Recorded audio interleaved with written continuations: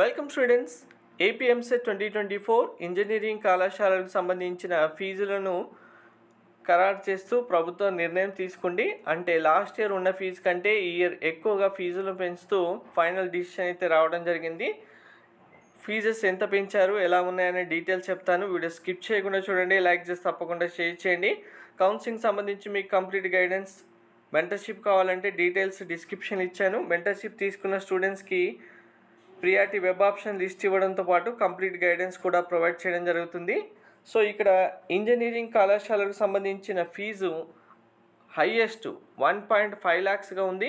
Lowest fee 40,000 ఉంది. 40,000 ఉన్న fee చాలా తక్కువ కళాశాలలకే ఉంటుంది.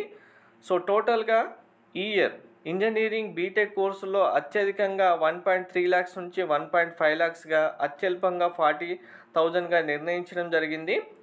ఇందులో 40,000 ఉన్న కళాశాలలు 114 ఉంటే, లక్షకు పైన రుసుమున్న కళాశాలలు 8 ఉన్నాయి అని క్లియర్గా మెన్షన్ చేశారు. దీనికి సంబంధించి కొన్ని కళాశాలకు సంబంధించిన ఫీజు డీటెయిల్స్ ఇక్కడ ఇవ్వడంతో పాటు మీకు టోటల్గా కాలేజ్ యొక్క ఫీజు స్ట్రక్చర్ అనేది మనకు వెబ్సైట్లో ఇంకా అప్డేట్ చేయలేదు. అప్డేట్ చేసిన తర్వాత రావడం జరుగుతుంది ఏ కాలేజ్కి ఎంత ఫీజు ఉందనేది.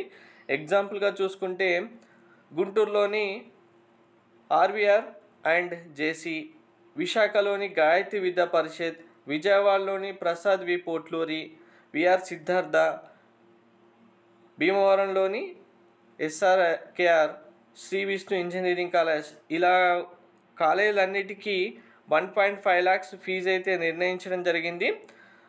టోటల్గా ఏ కాలేజ్కి ఎంత ఫీజు ఉందనేది మనకు వెబ్సైట్లో అఫీషియల్గా ఇంకా రిలీజ్ చేయలేదు. రిలీజ్ చేసిన తర్వాత ఈ ఫీజు డీటెయిల్స్ అన్నీ మీరు మళ్ళీ వెరిఫై చేసుకోవచ్చు.